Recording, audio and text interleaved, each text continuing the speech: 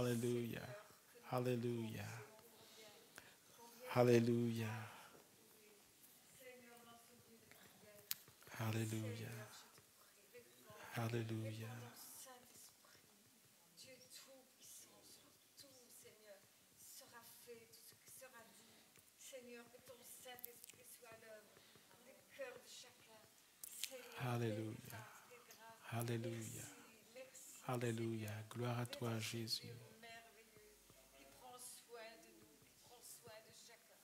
Seigneur, qui nous connaît Alléluia. personnellement et qui connaît nos besoins. Et tu es là pour répondre à nos besoins. Alléluia. Au nom de Jésus. Bénis tout ce qui sera fait. Alléluia. Seigneur, tout Alléluia. là, Seigneur, où ton nom est. Alléluia. Au nom de Jésus. Amen. Amen. Amen. Bienvenue à ceux qui viennent d'arriver, qui nous ont rejoints en présentiel, et bienvenue à ceux qui nous suivent en direct. Alors c'est vrai qu'en direct, ils se sont dit qu'est-ce qui se passe aujourd'hui. Nous étions dans un moment de prière parce que nous voulons commencer nos cultes dans la présence du Seigneur. Donc bienvenue à vous qui nous suivez. Je veux aussi dire bienvenue aux enfants qui sont en présentiel dans la salle polyvalente et qui nous suivent aussi en direct. Donc je veux dire bonjour aux enfants. Je leur dis bonjour de votre part parce que l'Église junior fait partie de notre culte. Comment allez-vous ce matin? Comment allez-vous à la maison et comment allez-vous? Je vais répéter la question. Alors, ceux qui sont à la maison, je ne peux pas les entendre. Mais comment allez-vous ce matin? Amen. Heureux d'être venus dans la maison du Seigneur? Amen. Ce matin, nous voulons réellement être visités par le Seigneur. Et nous croyons que le Seigneur, il est là. Le Seigneur est fidèle au rendez-vous. Le Seigneur est là pour nous parler. Le Seigneur est là pour écouter nos prières. Le Seigneur est là pour nous rencontrer dans nos besoins. Amen. Vous savez quoi? Vous êtes plus fatigués que ceux de 9 heures. Ils étaient en forme à 9 heures. Vous avez fait la grasse mat et vous êtes encore plus fatigués. Peut-être que vous devrez venir à 9 heures alors. Amen. Amen. Ce matin, nous avons la joie d'accueillir Tonino et Christine. C'est marrant parce que ça fait 3 fois que je les accueille aujourd'hui. Je les ai accueillis quand ils sont arrivés, je les accueille à 9 heures, je les accueille à 11 heures. Donc, bienvenue. Je vous redis encore que je suis content de vous revoir. Et nous les connaissons maintenant, ça fait 3 ans qu'ils nous visitent. Et Christine et Tonino ont un ministère dans la louange et l'adoration et aussi dans la prédication. Je vous en dirai quelques mots à la fin de ce culte. Et comme je l'ai dit tantôt, ils ne sont pas venus faire une prestation, nous ne sommes pas venus les regarder, ils sont venus communier avec nous. Ils sont venus partager notre culte, prier avec nous, adorer avec nous. Et c'est un plaisir de les avoir. Et ce matin, nous allons nous lever et nous allons entrer dans ce culte.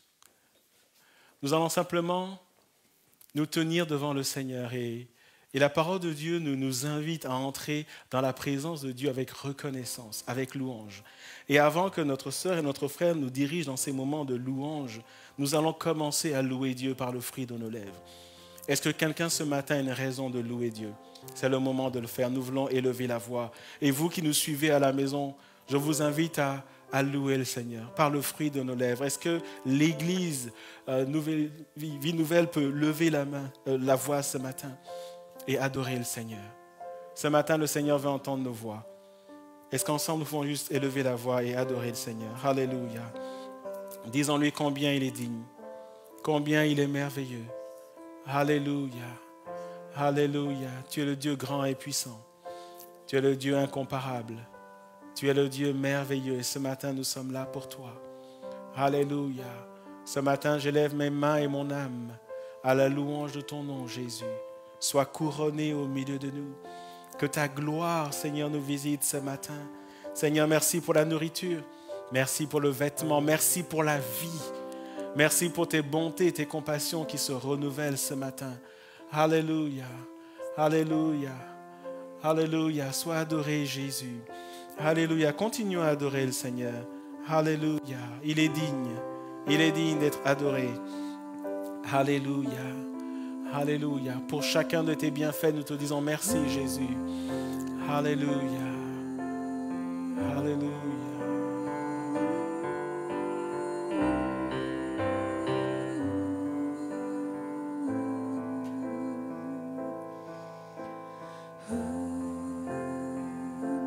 n'hésitez pas à continuer à louer et à remercier le Alléluia. Seigneur pour tant de bonté, de Alléluia. grâce, de faveur. Merci pour ta protection, Seigneur. Merci pour la vie en toi. Merci pour le salut en Jésus. Alléluia. Reçois reconnaissance, Seigneur. Reçois reconnaissance ce matin. Alléluia. Avec moins de timidité, Comment te dire mais avec merci, force et Seigneur. puissance. Alléluia.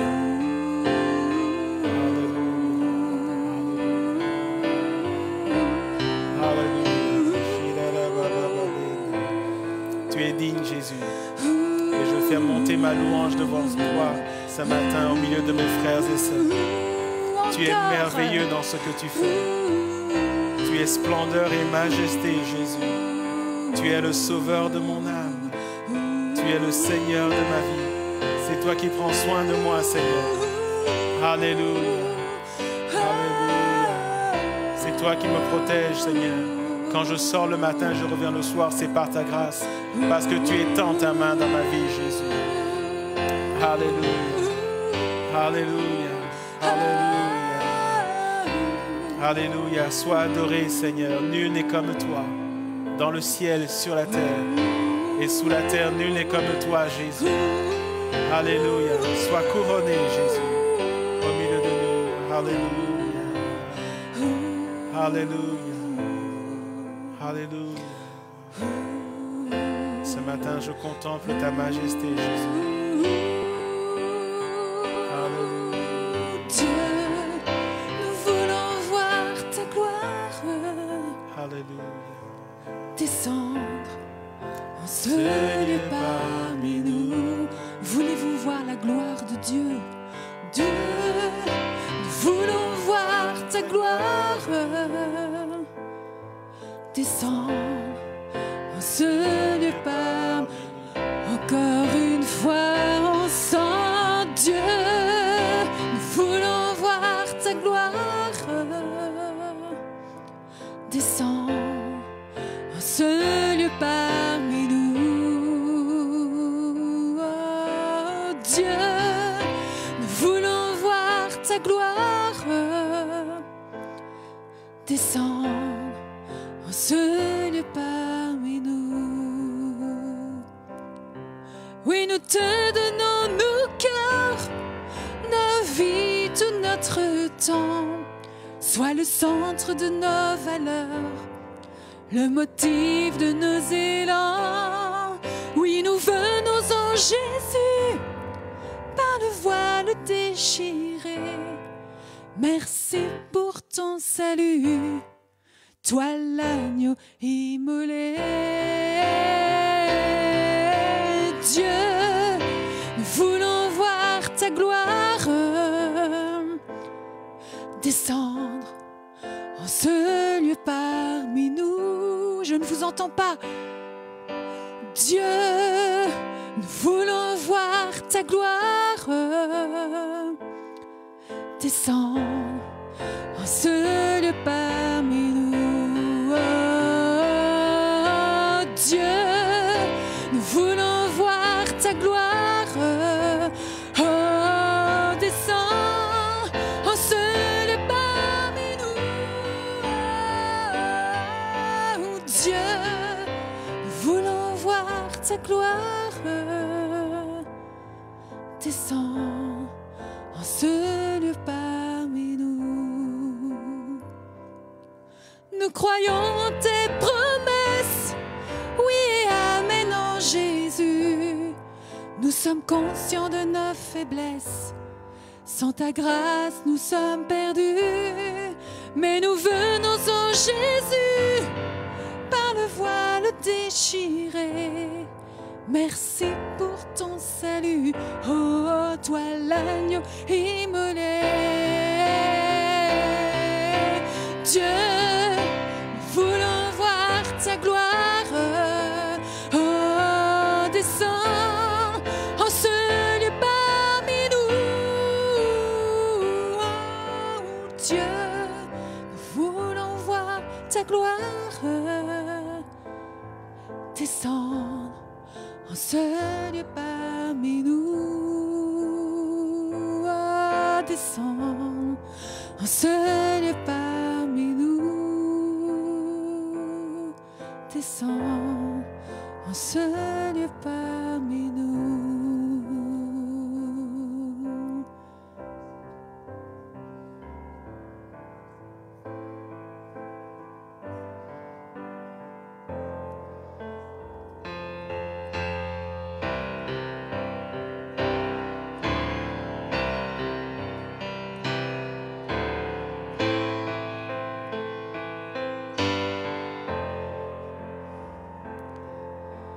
Père, je n'ai qu'un désir, être près de toi et sentir tes bras. Oh, Père, tu as envoyé ton Fils bien-aimé pour quiconque croit. Saint-Esprit, qui donne vie, ranime en moi ce feu pour toi. Saint-Esprit, viens par ta pluie, rafraîchis-moi et envoie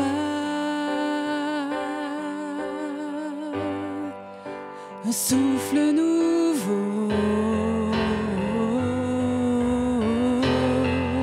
un souffle nouveau, un souffle nouveau, un souffle nouveau.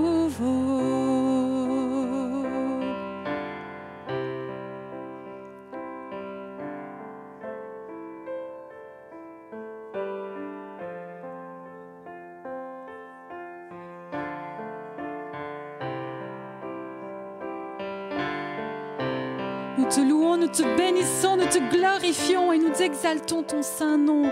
Gloire, louange et victoire à l'agneau de Dieu.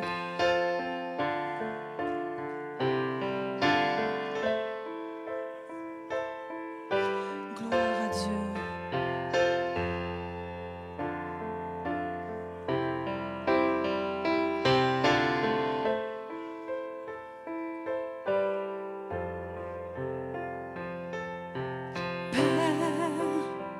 Je n'ai qu'un désir, rester près de toi, écouter ta voix. Oh, Père, tu m'as tout donné et c'est à tes pieds que je veux rester. Saint-Esprit,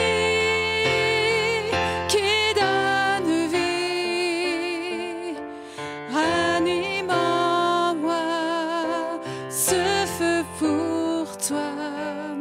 Saint-Esprit, viens par ta pluie, rafraîchis-moi et envoie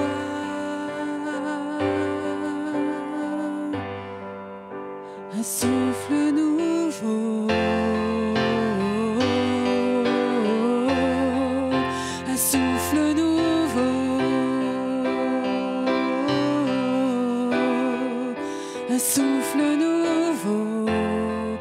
oh, un souffle nouveau, un souffle nouveau,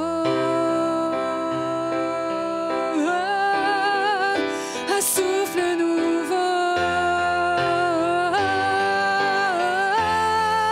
un souffle nouveau.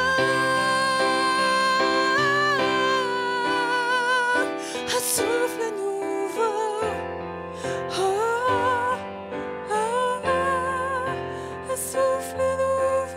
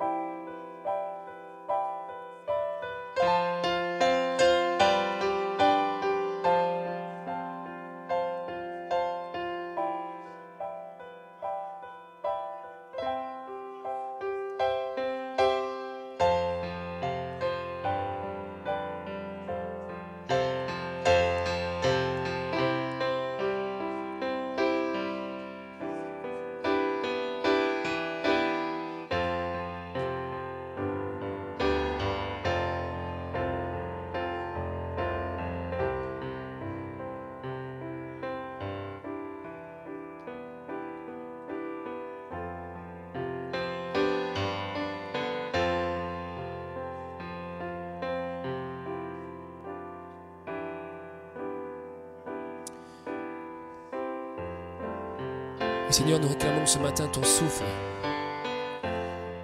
Que ton souffle nous renouvelle encore ce matin. Parce que tu es la vie. Tu es le souffle de vie. Tu es le souffle de la vie naturelle, mais tu es aussi le souffle de la vie spirituelle.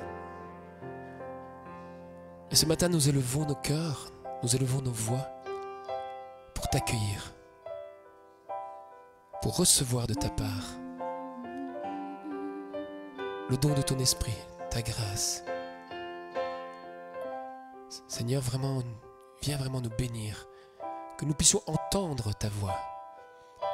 Non pas entendre des chants, non pas entendre une prédication, mais entendre ta voix au travers de ces chants, au travers de ce qui va être partagé. Car c'est ta parole que nous voulons entendre, c'est ton entendement que nous voulons. Mets vraiment un souffle nouveau, Seigneur, ce matin.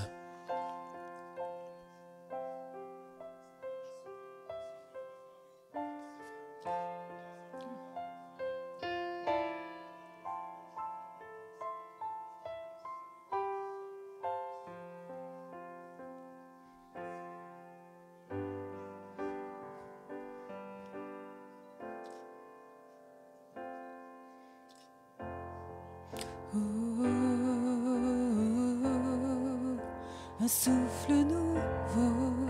Y a-t-il une église qui peut soupérer avec moi?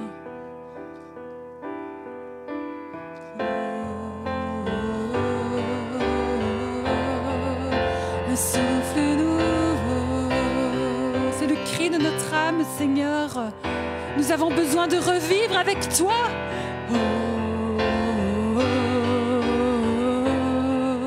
Un souffle nouveau.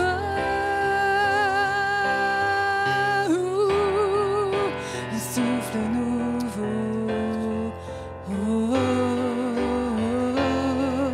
Un souffle nouveau.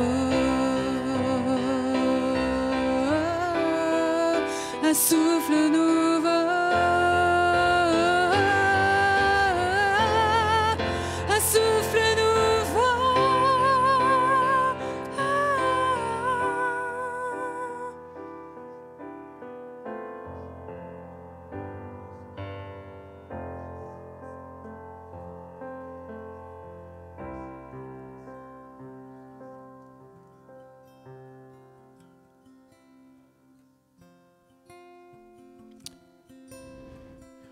On va continuer dans ce moment de louange et d'adoration.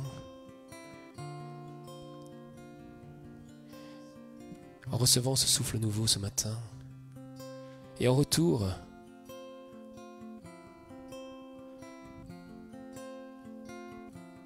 proclamer qu'il est le parfum de notre âme. Et ensemble lui dire merci. Merci parce qu'il a donné sa vie pour chacun d'entre nous. Merci parce qu'encore aujourd'hui, il fait grâce. Merci parce qu'il est l'alpha et l'oméga, le commencement et la fin de toutes choses. Merci parce qu'il est notre espérance. Merci parce qu'il est le créateur de la vie. Il tient nos vies entre ses mains. Et pas simplement notre vie terrestre, même s'il la tient aussi entre ses mains. Mais notre vie ne s'arrête pas ici. Notre vie est dans sa présence pour l'éternité.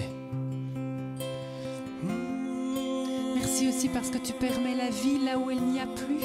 Merci parce que tu permets le mouvement là où il n'y en a plus. Merci parce que tu permets la vue, l'entendement là où il n'y en a plus. Merci parce que tu permets la prise de conscience là où il n'y en a plus. Merci parce que tu remets vie là où il n'y en a plus. Nous te louons, nous te bénissons car notre espérance et notre foi sont centrés sur toi, Jésus-Christ, car avec toi rien n'est impossible. Et nous croyons par la foi que tu mets en mouvement ce qui a été arrêté. Tu mets en mouvement par le Saint-Esprit le corps, l'âme, l'esprit, mais aussi la vie en collectivité selon les règles des autorités, bien sûr, que nous respectons. Mais nous croyons à l'esprit de résurrection et de vie qui redonne vie là où il y a la mort, qui redonne espoir là où il y a désespoir, qui redonne vision, clarté là où il y a aveuglement, qui redonne entendement là où il y a surdité, qui redonne disposition là où il y a endurcissement, qui redonne sainteté là où il y a péché. Gloire, louange et victoire à l'agneau de Dieu. Tu es le parfum de mon âme, la douceur qui remplit mon cœur, la main qui séchera mes larmes quand je serai dans la douleur. On va le reprendre pour ceux qui doivent prendre le train. Tu es le parfum de mon âme, la douceur qui remplit mon cœur, la main qui séchera mes larmes quand je serai dans la douleur. Puisque tu es donné ta vie qui porte en moi son fruit. Merci, puisque tu as donné ton corps, me libérant de la mort. Merci, que sur moi descende ta flamme, dans ma vie qui te réclame, brise en moi ce qui t'éloigne, et que ton feu m'accompagne. Puisque tu as donné ta vie qui porte en moi son fruit. Disons-lui merci. Merci, puisque tu as donné ton corps, me libérant de la mort. Merci.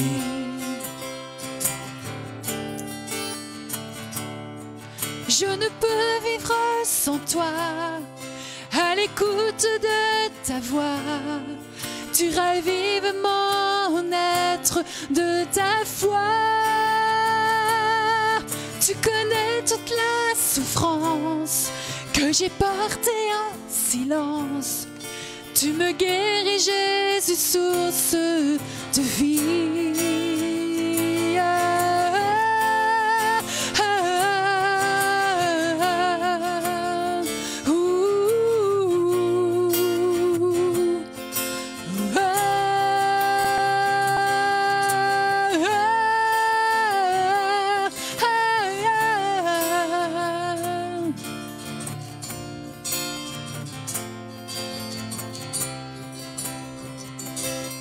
Puisque tu as donné ta vie qui porte en moi son fruit. Merci, puisque tu as donné ton corps. Puisque tu as donné ton corps, me libérant de la mort. Merci pour cette libération de la mort, Seigneur. Merci, puisque tu as donné ta vie. Merci pour le fruit de la vie qui habite en nous, qui veut prendre tout son essor et toute sa plénitude. Qui porte en moi son fruit. Merci,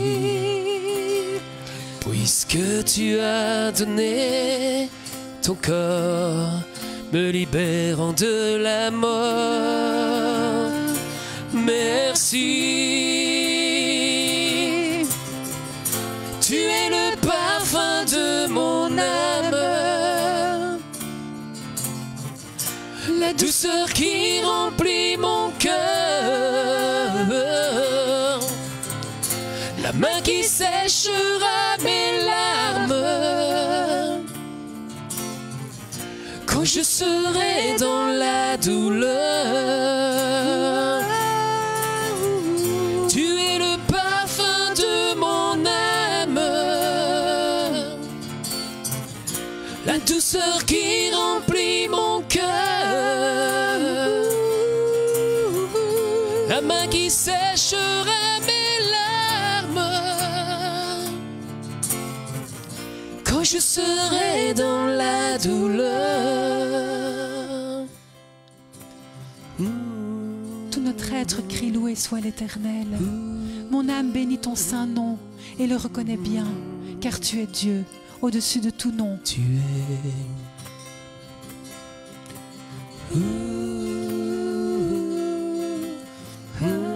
Acclamez le Seigneur avec joie, car il est digne de louange. Acclamez le nom de Jésus-Christ, agneau de Dieu ressuscité. Vous, peuple de la terre, tressaillez de joie. Tu es.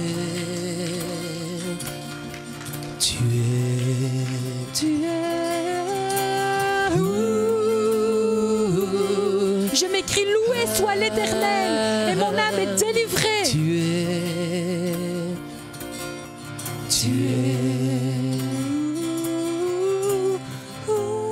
es le parfum de mon âme. Le parfum de mon âme. Avec moi les frères. Tu es le parfum de mon âme. Et avec moi les sœurs. Le parfum de mon âme. Avec moi les frères. Et avec force. Tu es le parfum de Nous mon sommes une armée âme. triomphante. Les sœurs, le parfum de mon... Nous pouvons faire encore plus fort de tout notre cœur. Tu es le parfum On peut faire de résonner mon nos chants, âme. bien plus que timidement, mais avec honneur pour notre Dieu et notre Roi, Seigneur des Seigneurs. Il est digne. Tu es le parfum de mon âme. Avec moi, mes sœurs. Le parfum de mon âme. Tu es le parfum de mon âme. Le parfum de mon âme, Jésus. Parfum de mon âme. Oh, Jésus. Jésus. Oh, Jésus. Alléluia. Amen. Alléluia. Job dira un jour, je sais que mon Rédempteur vit. Alors on va le chanter ensemble, parce que si nous avons cette conviction, alors nous pouvons encore le proclamer ce matin et renforcer notre foi, qui est une certitude, qui est une conviction. Nous savons que notre Rédempteur vit. Merci pour la vie que tu animes, que tu ranimes, que tu redresses, que tu ressuscites dans les vies, dans les corps, dans les situations. Gloire à Jésus-Christ pour cette œuvre.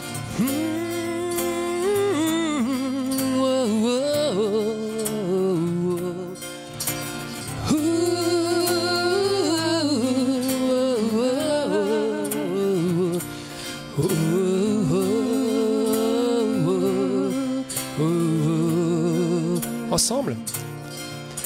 Je sais que mon Rédempteur vit, sa paix me porte et me ravit, car mon âme se régale de sa vie. Encore une fois, je sais que mon Rédempteur vit. Est-ce que tu le sais? Je sais que mon Rédempteur vit, sa paix me porte et me ravit, car mon âme se régale de sa vie.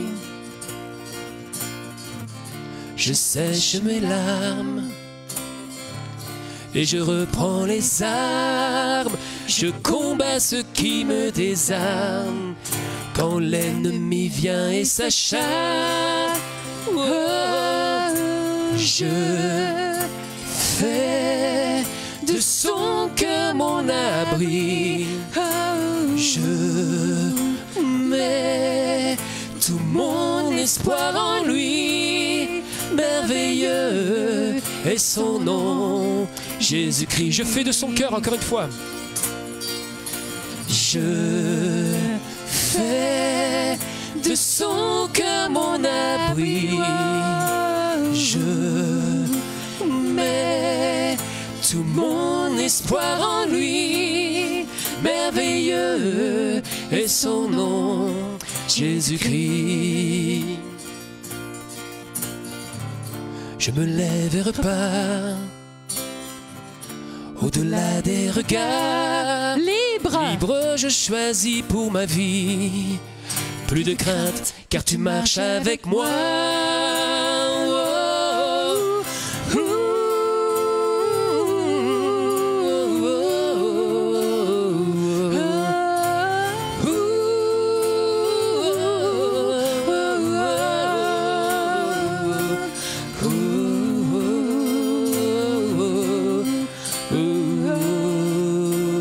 Je sais, on monte.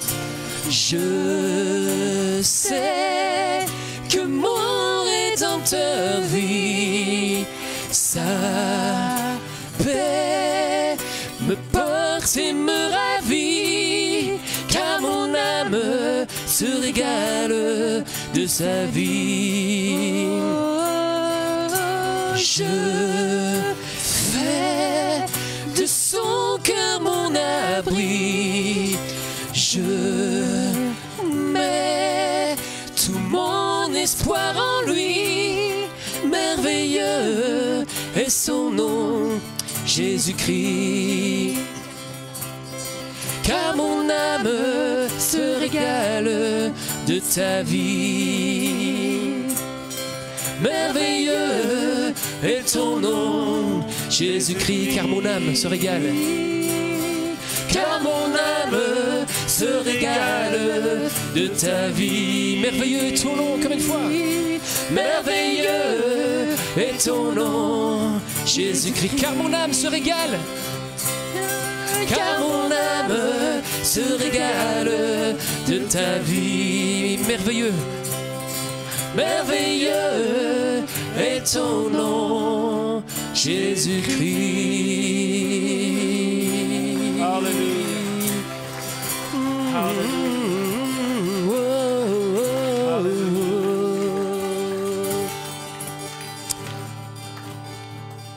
Alléluia. Pendant que notre frère continue un peu en sourdine avec le refrain, je sais que mon Rédempteur vit, j'aimerais que nous passions un temps dans la prière. Job a dit, je sais que mon Rédempteur vit et se lèvera le dernier sur toute la terre. Et ce matin, j'aimerais que nous adressions à Dieu des situations où nous voulons crier à l'aide. Ce matin, si c'est une situation de maladie, une situation de conflit familial, de conflit de couple, j'aimerais que nous puissions proclamer que dans cette situation, notre Rédempteur est vivant. J'aimerais que nous appelions et nous prononcions le nom de Jésus dans ces situations. Et pendant que notre frère reprend en sourdine ce refrain, proclamant que Jésus-Christ est vivant, j'aimerais que chacun nous puissions prier pour nos situations maintenant. Nous voulons déclarer que Jésus-Christ se lèvera le dernier dans une situation compliquée au niveau de la famille, au niveau des couples, qu'il s'agisse peut-être de la maladie, qu'il s'agisse d'une situation avec les enfants, qu'il s'agisse d'une situation professionnelle, qu'il s'agisse d'une situation financière, qu'il s'agisse d'une situation administrative. Alors que nous sommes dans la présence de Dieu, j'aimerais simplement que nous apportions ces besoins devant le Saint-Trône, afin que nous soyons secourus dans nos besoins. Quels que soient nos besoins ce matin, nous voulons proclamer que Jésus-Christ est Seigneur et que c'est le Dieu de victoire dans cette situation. Peut-être que nous sommes dépassés, nous avons l'impression que notre situation est comme un trou noir dans lequel nous plongeons. Mais nous voulons crier à notre Dieu, celui qui a dit qu'il est le secours qui ne manque jamais dans la détresse. Et ce matin, je vous invite, frères et sœurs, et vous également qui nous suivez en direct, remettons ces situations entre les mains du Seigneur et demandons au Seigneur d'intervenir. Nous voulons voir la main de Dieu dans ces situations. Nous prions dans le nom de Jésus. Alléluia. Alléluia. Alléluia. Tu es vivant, Seigneur. Et nous voulons remettre toutes les situations qui sont représentées en ce lieu entre tes mains. S'agit-il d'une maladie chronique, Seigneur? S'agit-il, Seigneur, d'une situation familiale? S'agit-il, Seigneur, de conflits de couple? S'agit-il, Seigneur, de détresse? Seigneur, quelqu'un ici a peut-être perdu l'espoir. Quelqu'un ici, Seigneur, est à même de sauter la vie. Quelqu'un, Seigneur, se demande ce qui va devenir parce que cette situation l'angoisse. Seigneur, nous voulons déclarer et proclamer dans le nom de Jésus que dans toutes ces situations, Seigneur, tu te lèveras le dernier. Seigneur, je prie dans le nom de Jésus pour la libération de toute maladie chronique, au nom de Jésus. Je prie, Seigneur, que des liens spirituels soient brisés ce matin, au nom de Jésus. Je prie, Seigneur, que là où il y a des conflits familiaux, que la paix de Christ règne, Seigneur, au nom de Jésus. Je prie, Seigneur, là où il y a des besoins de restauration, que tu relèves et que tu restaures. Je prie que des vies spirituelles qui sont en train de mourir, Seigneur, soient rafraîchies par la source d'eau vive et soient embrasées par le Saint-Esprit. Là où il y a de la frustration, Seigneur, rencontre les besoins. Là où, Seigneur, certains ne dorment plus parce qu'il y a un poids sur leur vie, je prie, Seigneur, que tu sois leur secours dans le nom de Jésus. Parce que, Seigneur, tu es vivant, tu es présent en ce lieu, tu es présent dans nos cœurs par le Saint-Esprit et tu agis, Seigneur. Alléluia. Alléluia. Ce matin, Seigneur, nous voulons proclamer, tout comme Job, que notre Rédempteur est vivant. Seigneur, je prie que tu passes au milieu de nous, Seigneur, et que tu visites, Seigneur, au nom de Jésus. Que celui qui te cherche soit rencontré par toi, dans le nom de Jésus. Alléluia. Alléluia. Alléluia. Je sais que mon Rédempteur vit. Alléluia. Chantons-le ensemble. De son cœur mon abri. Alléluia. Je mets tout mon espoir en lui. Merveilleux est ton nom, Jésus-Christ. Je sais que mon Rédempteur vit Nous le ensemble. savons. Je sais que mon Rédempteur Tu es vivant, vit. Seigneur. Sa Alléluia. paix me porte et me ravit, car mon âme se régale de sa vie. Je fais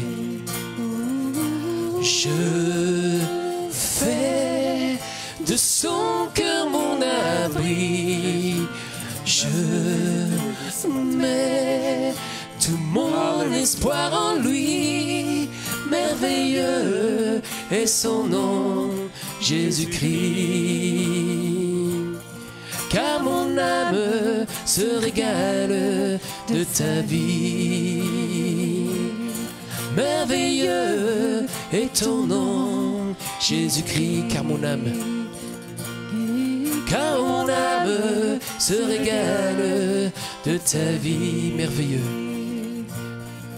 Merveilleux est ton nom, Jésus-Christ.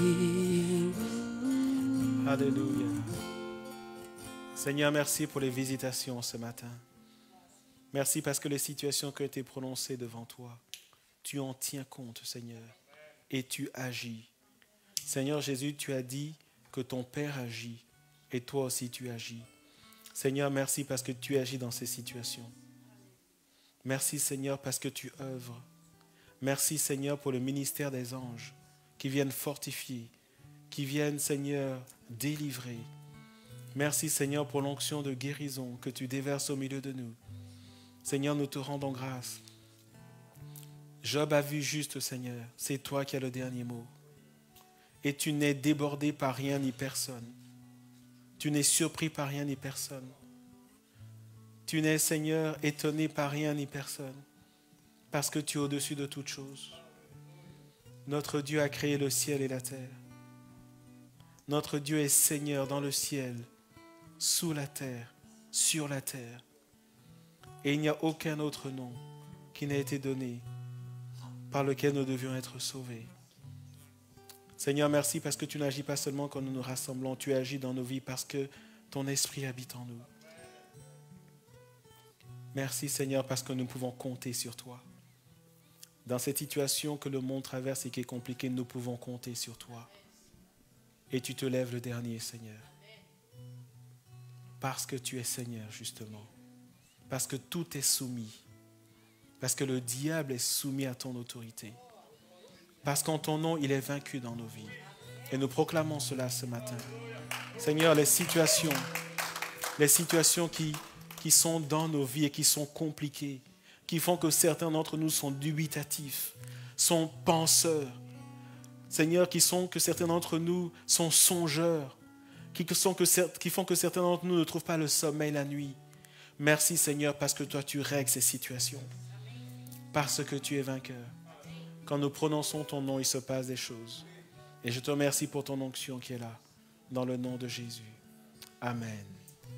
Amen. Je vous prie de vous rasseoir, vous qui êtes restés debout.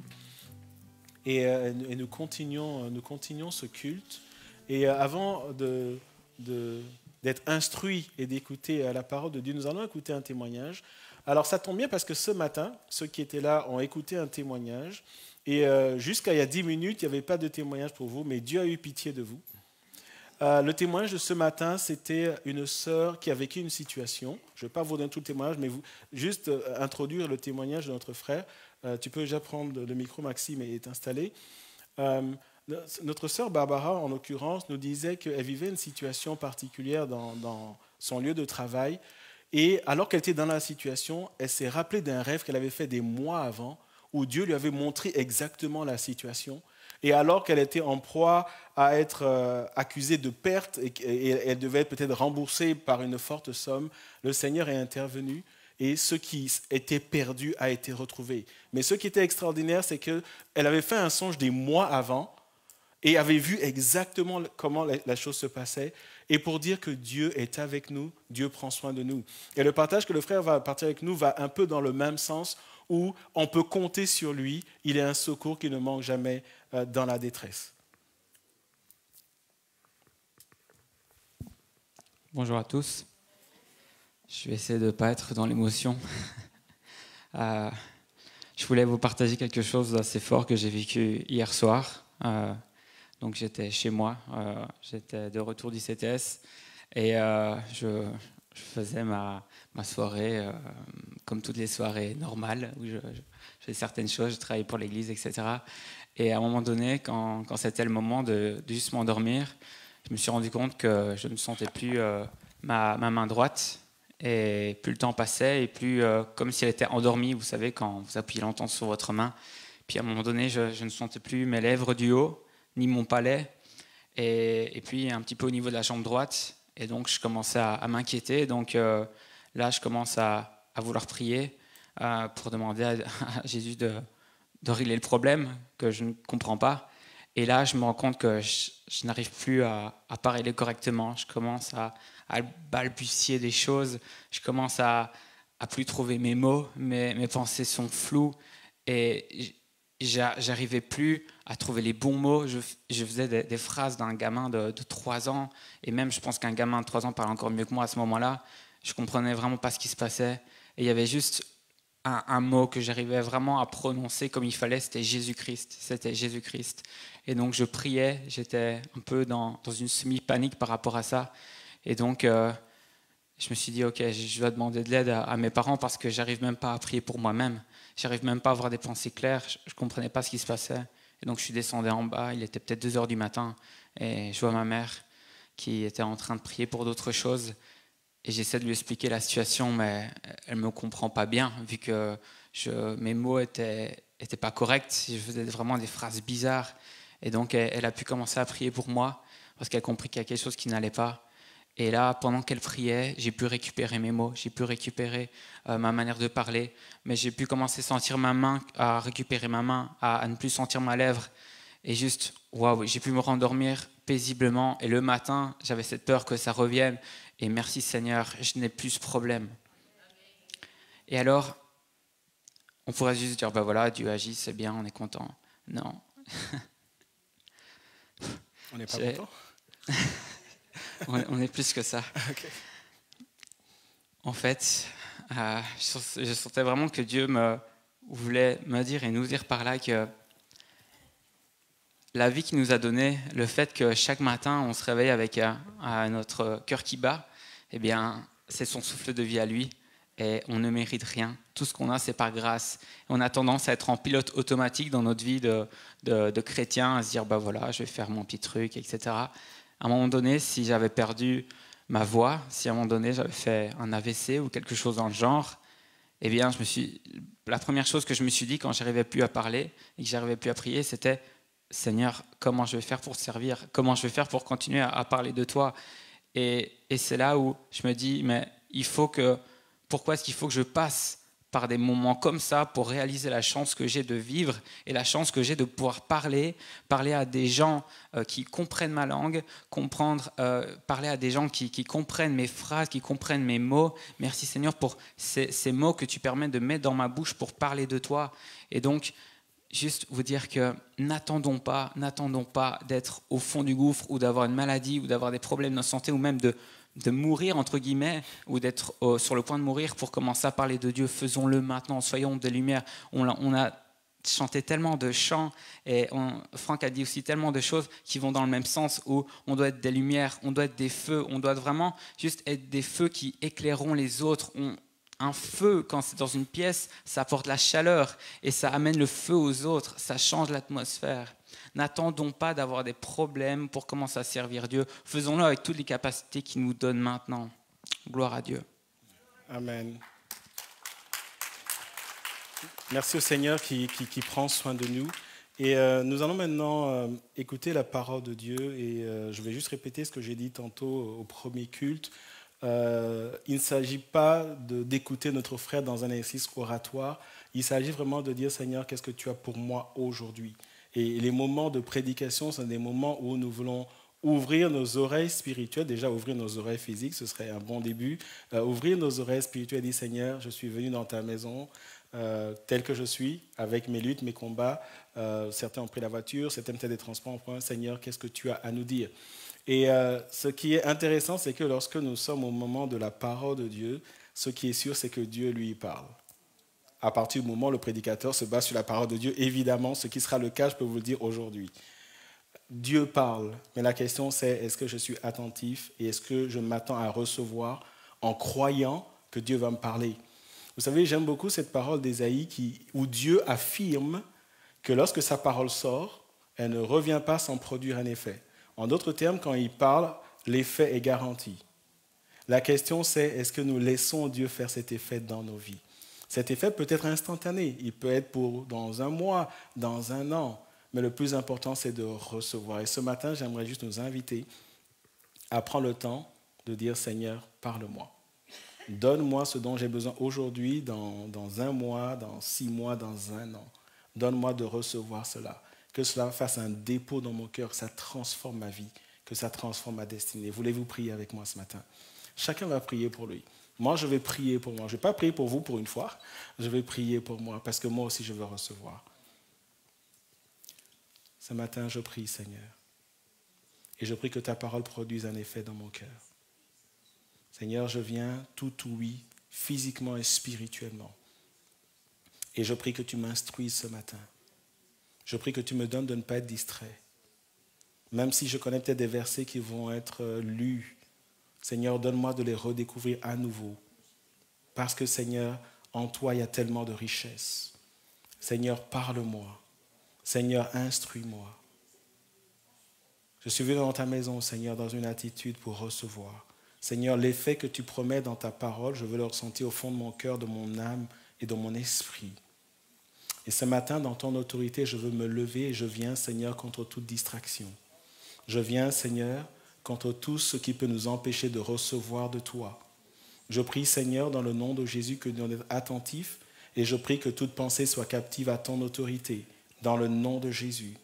Et je prie, Seigneur, que tu nous donnes, et je prie déjà pour la fin du message, que nous ne soyons pas des auditeurs oublieux. Seigneur, je prie que tu renouvelles Tolino, Seigneur, qui a déjà fait un premier culte. Je prie que tu le fortifies dans son corps. Je prie, Seigneur, que tu mettes ta parole dans sa bouche, tout à nouveau, Seigneur, et que sa prédication, Seigneur, repose entièrement sur la puissance de l'Esprit de Dieu. Je te remercie, Seigneur, au nom de Jésus. Amen. Amen. Nous voulons t'accueillir à nouveau. Que Dieu te bénisse. 4e fois. Merci Franck. Voilà, bonjour à tout le monde. Malheureusement, on ne sait pas se saluer dans ces moments-ci, si ce n'est qu'on peut se saluer quand même avec la voix, ce qui est le plus important finalement. Puisque, vous savez, je discutais tout à l'heure à la pause entre les deux cultes en disant, finalement, nous, chrétiens, on essaie parfois de démontrer Dieu par la vue. Pourtant, on dit que la foi, ce n'est pas par la vue. Et pourtant, à force de chercher des miracles que Dieu fait, on oublie que d'abord, Dieu est un Dieu de parole, il faut l'entendre. Et que l'appel que Dieu fait au monde, c'est d'entendre sa voix. Et je trouve que c'est important pour trouver cet équilibre, parce que la parole est quelque chose qui est là pour que nous puissions entendre la voix de Dieu. Ce n'est pas ce que je vais dire qui est la parole de Dieu, c'est ce que Dieu va dire dans votre cœur au travers de cette parole. C'est fondamental, c'est important. Je remercie Maxime, parce que c'est vrai, tu as dit quelque chose, Maxime, de fondamental pour moi, c'est que la vie, nous n'avons rien mérité. C'est un don, c'est une grâce. En même temps, nous n'avons pas mérité non plus parfois certains malheurs, certaines tristesses qui arrivent dans nos vies, mais Dieu fait grâce et Dieu nous accompagne. Et c'est ce qu'on va voir ce matin, parce que le thème que j'ai choisi, ça fonctionne, je peux y aller ou bien? Je n'ai pas l'habitude, donc voilà. Le thème de ce matin, le titre de mon message, c'est la voie du bonheur selon le psaume 1 et le psaume 2. Alors j'aimerais, avant de commencer, lire avec vous ce psaume. Je dis ce psaume malgré que je dis 1 et 2 parce que l'original c'est un seul psaume. Et c'est ce psaume qui introduit finalement tous les autres psaumes qui sont l'expression de l'émotion, des sentiments, des questions que tout être humain finalement peut se poser, que ce soit David ou les autres, on s'y retrouve. Mais ce qui est intéressant, c'est de voir que les deux premiers psaumes, le psaume d'introduction finalement du psautier, est un psaume de sagesse et messianique. Et c'est intéressant parce que ça veut dire que si on veut ouvrir le livre des psaumes, il est important de comprendre l'introduction. Et l'introduction que nous fait ce psaume, c'est justement la voie du bonheur. Alors je vais vous lire le chapitre 1 en entier, il n'y a que 6 petits versets, et je lirai la fin du 2 avec vous. Donc psaume 1, alors je lis dans la version du Semeur, si vous avez une autre version, il y a quelques petites différences, mais ce n'est pas important pour ce matin. Heureux l'homme qui ne marche pas selon les conseils des méchants, qui ne va pas se tenir sur le chemin des pécheurs, qui ne s'assied pas en la compagnie de ces gens qui se moquent de Dieu. Toute sa joie, il la met dans la loi de l'Éternel, qu'il médite jour et nuit. Cet homme prospère comme un arbre implanté près d'un cours d'eau. Il donne toujours son fruit. Lorsqu'en revient la saison, son feuillage est toujours vert, tout ce qu'il fait réussit. Tel n'est pas le cas des méchants. Ils sont pareils à la paille éparpillée par le vent. Aussi, lors du jugement, ils ne subsisteront pas, et nul pécheur ne se maintiendra parmi la communauté des justes. Oui, car l'Éternel prend en compte la voie suivie par les justes, mais le sentier des méchants les mène à la ruine. Verset 10 du 2e. C'est pourquoi, roi de la terre, montrez-vous intelligent. Vous qui exercez le gouvernement en ce monde, laissez-vous donc avertir. Servez l'Éternel avec crainte, et, tout en tremblant, exultez de joie. Ô fils, rendez votre hommage pour éviter qu'il s'irrite et que vous périssiez tous dans la voie que vous suivez. En un instant, sa colère contre vous peut s'enflammer. Oui, oui, oui, heureux sont tous les hommes qui en lui cherchent refuge. J'étais avec un ami il n'y a pas très longtemps, on discutait ensemble, et vous savez, il est quasi inévitable quand même de parler, autant soit peu, un minimum sur ce qui se passe actuellement, c'est quasi inévitable, ça prend, même si on ne veut pas en parler, finalement on est matraqué avec ça, et bon voilà, ça fait partie de la vie d'aujourd'hui. Et il me disait ceci dans la conversation, on discutait ensemble, il dit finalement, en cette période de Covid-19, est-il encore possible d'être heureux ? Et quand il m'a dit ça, moi ça m'a fait un lien tout de suite, j'ai pensé le terme heureux dans la parole de Dieu. Mon esprit était orienté vers le psaume 1 et le psaume 2. Parce que cette question a attiré mon attention parce que dans la Bible, le mot heureux prend un sens particulier. La Bible donne un sens qui se différencie de notre vocabulaire quotidien. Nous, quand on parle d'être heureux, la plupart du temps, lorsque nous utilisons le terme heureux dans la vie, de manière générale, ça recouvre finalement le sentiment d'être content, d'être joyeux, d'être satisfait. Dire je suis heureux, ça recouvre quelque chose de positif, mais instantané, momentané. Mais dans la Bible, ce n'est pas une question de seulement instantané et momentané, et nous allons le voir par après. Et moi, je lui ai dit, on continue à discuter ensemble, et c'est vrai que, voilà, vous savez, c'est ça qui est riche, l'homme, Dieu a créé l'homme pensant, Donc on a cette faculté de penser, nous sommes d'ailleurs spirituels, ça veut dire qu'on a cette capacité de penser même avec la pensée de Dieu. Et puis en échangeant, je lui ai dit, et finalement, je lui ai proposé une autre perspective. Je lui ai dit, au fond peut-être, et je dis bien peut-être ce matin, je pars de là, c'est une hypothèse, mais peut-être que le Covid-19 n'est finalement qu'un amplificateur de la réalité de notre vie de tous les jours. Peut-être qu'on n'est pas forcément en train de vivre, comme certains le disent, on est en train de passer le cap vers un autre monde, une autre façon de vivre. C'est vrai qu'il y a plein de choses qui bougent, mais peut-être, je lui ai dit, peut-être que simplement le Covid n'est qu'un amplificateur de notre réalité de vie en tant qu'être humain.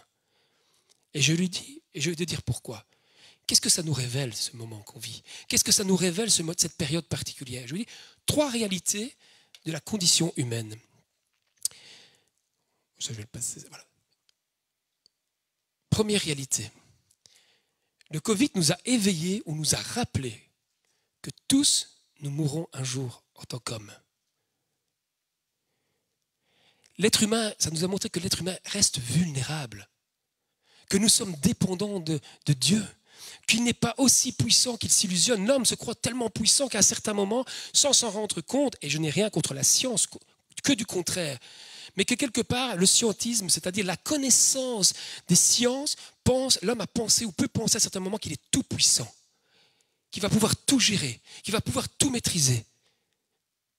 Mais cette connaissance nous a bien montré qu'elle ne suffit pas. Elle est importante. Heureusement que nous avons les médecins. Heureusement que nous avons cette science qui avance quelque part pour nous aider à combattre, à se soigner, à prendre soin de notre corps. Mais nous voyons bien que le Covid-19 nous a démontré que finalement, la science n'est pas suffisante, que la connaissance scientifique n'est pas suffisante, qu'elle a aussi ses limites.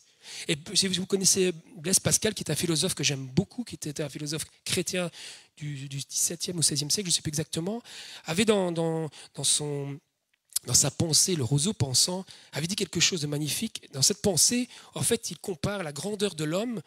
Dieu a créé l'homme avec une grandeur et une misère en même temps.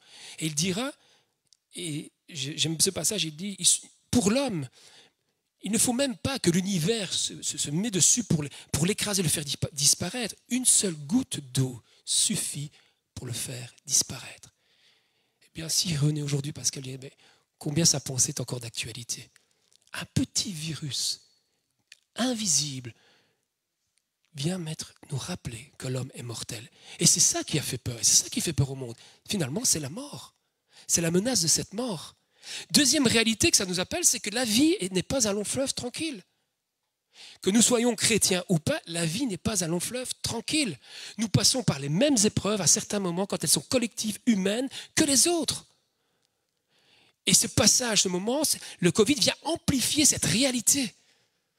Être croyant, être chrétien, c'est pas vivre hors de la réalité. C'est être dans cette réalité avec la réalité de Dieu. Jésus dira à certains moments, Père, je ne te demande pas de les enlever du monde, mais qu'ils ne soient pas du monde. Nous sommes avec les autres. Et nous vivons cette réalité que la vie n'est pas un long fleuve tranquille. Nous passons aussi par des zones de turbulence avec les autres. Et ça, c'est fondamental. Il ne suffit pas d'habiter en Europe, il ne suffit pas d'habiter aux États-Unis pour que ça aille mieux. On voit bien qu'aujourd'hui, finalement, voilà, où que vous soyez, on est tous menacés. Et la foi en Dieu, la foi en Christ ne nous épargne pas non plus d'affronter les grandes épreuves collectives humaines.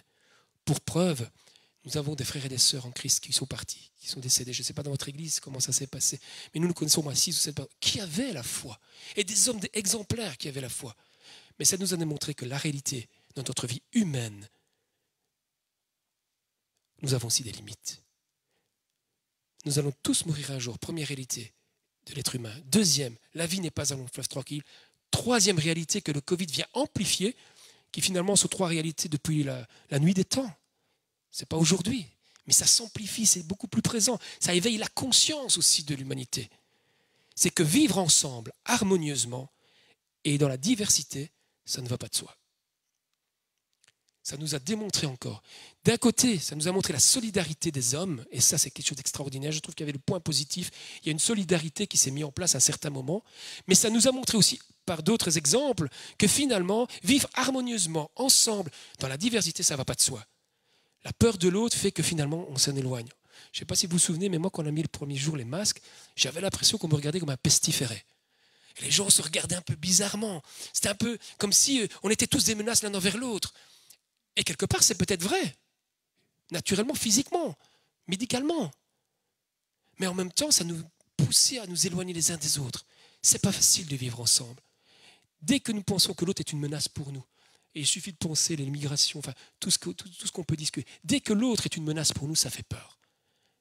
Et dès qu'il y a une menace autour de nous, ça nous fait penser, peut-être ça nous écarte, ça nous éloigne de la vie, de se sentir heureux dans la vie. C'est un peu ça que mon ami me posait la question. Finalement, avec tout ça, je n'arrive plus à être heureux. Est-il encore possible? Et un dernier point, c'est que la confusion des idées aussi grouille. Je ne sais pas si vous avez remarqué, avec le Covid, ça a amplifié. C'est que la confusion des idées, pour ceux qui écrivent, la confusion des idées grouille aussi. C'est-à-dire qu'on n'arrive plus à vivre non plus en harmonie parce que les pensées vont dans tous les sens, que ce soit les idées politiques, que ce soit au niveau social, au niveau médical, vous avez vu, vous avez suivi comme moi, mais aussi religieux. L'Église n'a pas été épargnée. Nous avons entendu des prophètes se lever, des prophéties qui disent tout et son contraire. C'était la confusion aussi dans le monde religieux. Et c'est une réalité. Et si je le dis ce matin, c'est parce que vous allez voir, c'est très important pour la suite. C'est que la réalité que nous avons vécue avec le Covid-19 n'est qu'un amplificateur, en tout cas en partie, et c'est une hypothèse personnelle, je le dis ce matin, mais je crois que ce n'est qu'un amplificateur de la réalité de notre vie humaine. La menace de la mort a toujours existé, les virus ont toujours existé. La difficulté de vivre en harmonie avec les autres, ça a toujours existé. Et que la vie ne soit pas un long fleuve tranquille et qu'on n'est pas dans le monde de bisounours, ça a toujours existé. Être chrétien, ce n'est pas vivre dans le monde de bisounours.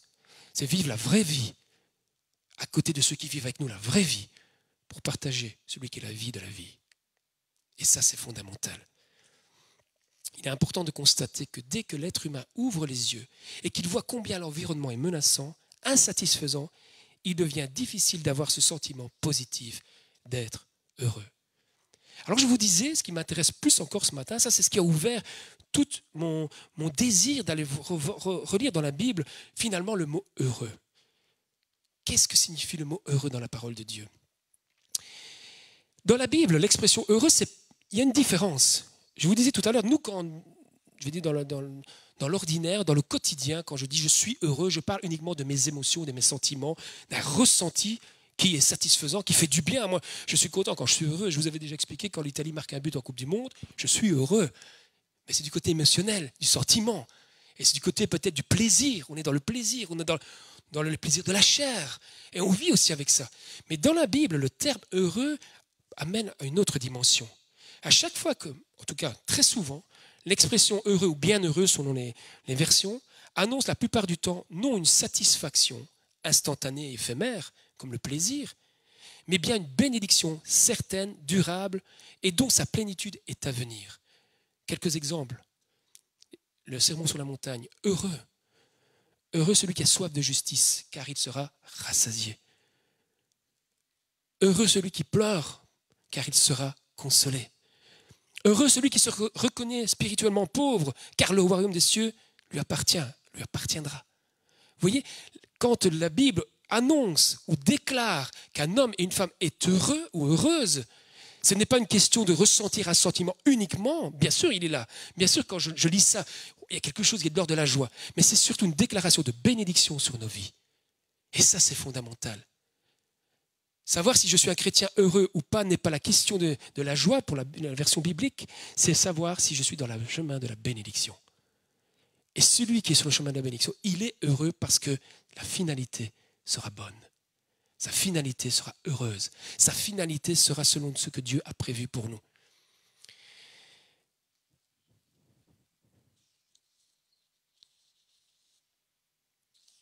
Le problème avec la réalité, et ça c'est la pensée que nous avons tous ici chrétiens, et ce matin je veux vraiment nous encourager, vous allez voir à travers ce psaume, je veux nous encourager à suivre une manière, un itinéraire, c'est que nous savons que cet environnement et que cette plénitude du bonheur et finalement de la gloire de Dieu ont été contaminés par le péché.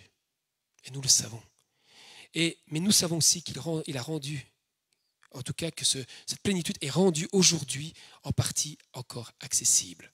Et le psalmiste, dans le psaume 1 et 2, va nous pousser à prendre 3 décisions. L'homme heureux est un homme qui est capable, selon la sagesse, je vous rappelle que le psaume 1 est un psaume à la fois de sagesse et à la fois messianique, c'est que l'homme heureux, quand la Bible déclare « heureux celui qui », donc heureux nous, les chrétiens aussi ce matin, est un homme qui est capable de prendre 3 types de décisions. Et pour rester sur la voie du bonheur, il est important. Première décision, renoncer. Je vais y venir. Deuxième décision importante dans notre vie pour marcher sur la voie du bonheur, méditer. Et la troisième, se confier.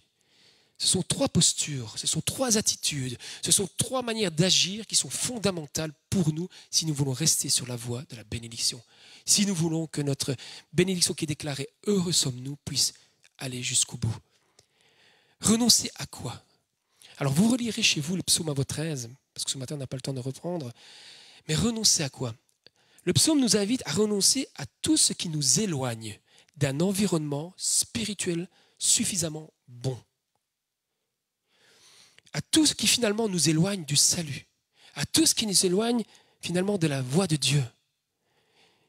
Nous devons apprendre à continuer, à persévérer, à chercher le discernement pour pouvoir nous séparer de ce qui nous empêche de rester sur la bonne voie. Et c'est fondamental. Alors on le sait intellectuellement, je pense que tout chrétien, on le sait tous. Mais est-ce que dans notre vie, où nous avons cette conscience, est-ce que nous laissons suffisamment le Saint-Esprit nous reprendre cette conscience, nous remettre dans notre conscience que finalement, nous avons des choses à renoncer pour pouvoir continuer à vivre sur la bénédiction et du bonheur. Et ce matin, le but de dire on a des choses à renoncer, ce n'est pas de venir vous dire ah ben vous devez renoncer à ceci ou à cela. Ça n'a rien à voir, je ne veux pas faire du moralisme. Mais il y a une dimension spirituelle qu'il faut comprendre. Que finalement, l'environnement dans lequel on vit, nous avons besoin finalement de le balayer. Nous avons besoin de l'épousseter à certains moments. Rappelez-vous dans la Genèse chapitre 1, qu'est-ce qu'il est écrit? On parle du bonheur. Alors bonheur, la vie bonne et qui rend heureuse. Moi, je le vois comme ça, le mot bonheur en français. Je trouve qu'il est magnifique. Bon, donc une vie bonne qui rend heureuse. Et rappelez-vous dans la Genèse, quand la Genèse nous parle de la création, Dieu crée à chaque jour, à part le 2e jour, je le disais encore ce matin, mais enfin, à chaque jour, Dieu constate ce qu'il fait, ce qu'il crée, et il dit, et Dieu vit que cela était bon. Et puis on voit presque à la fin de la création, Dieu crée l'homme et la femme, et puis qu'est-ce qu'il dit? Il ne dit pas que l'homme et la femme sont bons, il ne dit rien, c'est très intéressant, pas ce matin, mais je trouve que c'est très intéressant, mais il dit, et Dieu vit que tout ce qu'il avait créé était très bon. Si l'homme a démarré dans le bonheur, dans la plénitude du bonheur, c'est parce que Dieu avait créé un environnement très bon pour lui. Et l'environnement était à la fois physique, à la fois moral et à la fois spirituel. Et ça, c'est extraordinaire. Et donc, la voie du bonheur pour nous, pour chrétiens, pour tout croyants, c'est de finalement se remettre sur le chemin qui nous ramène et qui nous ramènera, selon les promesses bibliques, à cet environnement très bon pour nous. Le royaume des cieux se rétablira, c'est une promesse. L'éternité, nous l'avons reçue et nous la vivrons, c'est une promesse. Mais il y a quand même une condition, c'est d'accepter cette grâce et de marcher selon cette grâce. Alors qu'est-ce qui peut nous égarer, nous arrêter définitivement? Le début du psaume 1 nous le dit. Finalement, c'est le choix de nos influences et le choix de notre nourriture spirituelle. Voilà ce qui peut nous égarer, voilà ce qui peut nous influencer, voilà ce qui peut nous arrêter. Parce que le problème du psaume, ce n'est pas le fait de marcher, de s'arrêter et de s'asseoir, ce n'est pas là le problème. Parce que dans la vie de tous les jours, il est bon de s'arrêter. C'est important de rester marcher dans la dynamique. C'est important aussi de s'asseoir, même de se coucher, dormir. Heureusement d'ailleurs. On en a besoin parfois.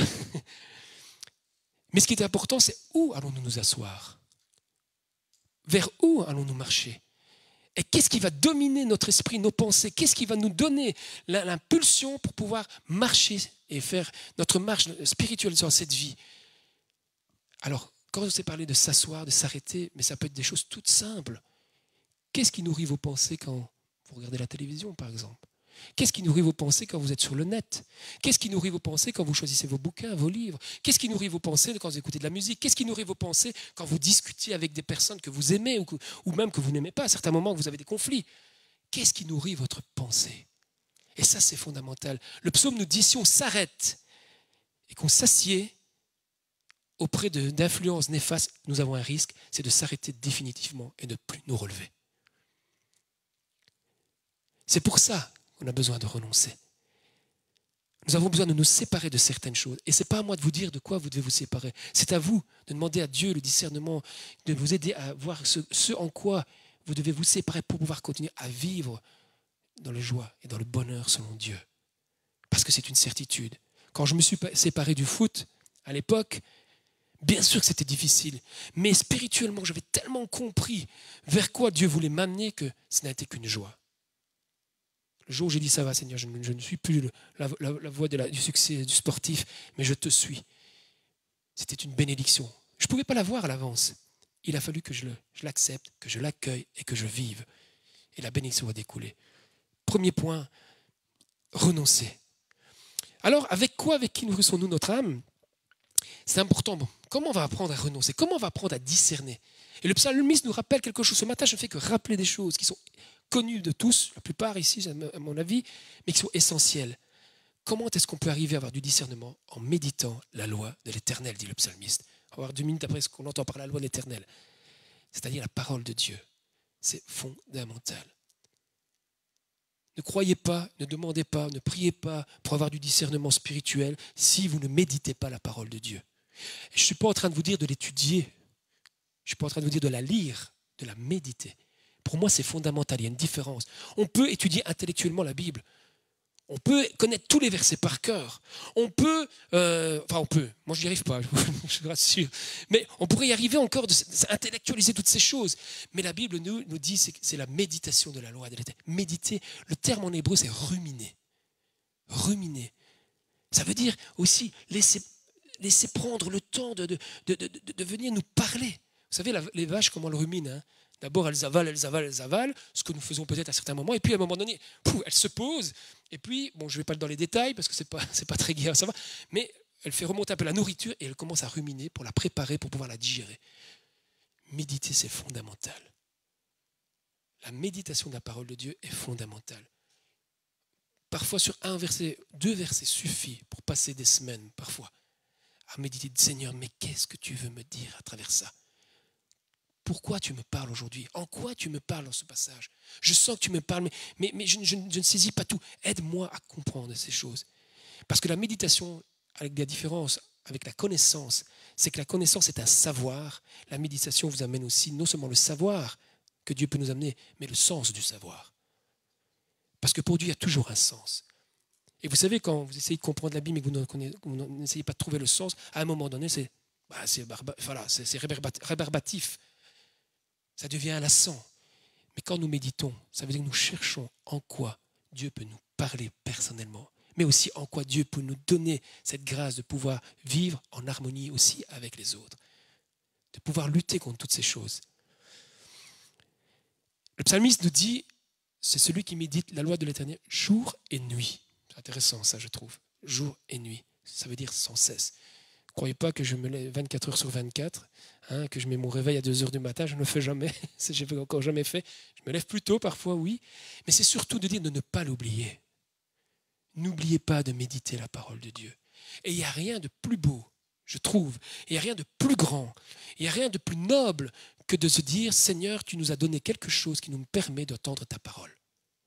Je disais tout à l'heure, souvent, on essaie de rechercher inconsciemment même Dieu avec la vue, alors que Dieu s'est d'abord révélé par la parole qu'il faut pouvoir entendre par l'esprit.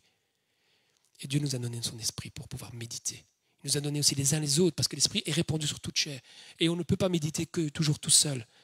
La méditation, c'est aussi l'échange, c'est le rapport les uns avec les autres. Et quand le psalmiste parle de la loi de l'Éternel, je voudrais remettre le contexte aussi à l'époque pour lui.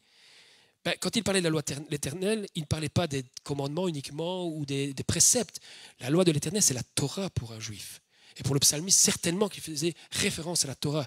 Et la Torah, ça signifie quoi? La Torah, ça signifie toute la pensée de Dieu, tout ce que Dieu fait pour son peuple et ce qu'il attend de son peuple en retour dans son lien, dans sa relation, de son alliance.